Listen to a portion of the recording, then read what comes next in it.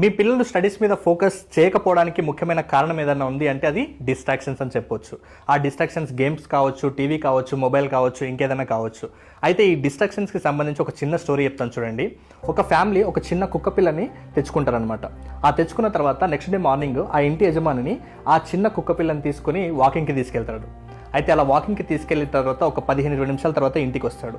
ఆ యజమాని భార్య ఏమడుగుతుందంటే, ఏంటంటే మీరేమో నార్మల్గా కనిపిస్తున్నారు, ఎందుకు ఆ కుక్క పిల్ల అంత ఆయాసపడుతుంది, అంటే అది చాలా ఇబ్బంది పడుతుంటుంది గాలి పీల్చుకోవడానికి, ఎందుకు అంతగానం ఇబ్బంది పడుతుంది అని చెప్తే అప్పుడు ఆ యజమాని చెప్తాడు, ఆ చిన్న కుక్క పిల్లకి కొన్ని హ్యాబిట్స్ ఉంటాయి. ఏంటంటే తనలాంటి కుక్కలు కనిపిస్తే వాటి వైపు వెళ్ళడం, లేదు అంటే ఏదైనా ఫుడ్ కనిపిస్తే వెంటనే అక్కడికి వెళ్ళడం, లేదు మనుషులు కనిపిస్తే వాళ్ళ సైడ్ వెళ్ళడం, ఇలా అన్నీ చేసి నాతో పాటు తిరిగి వచ్చింది.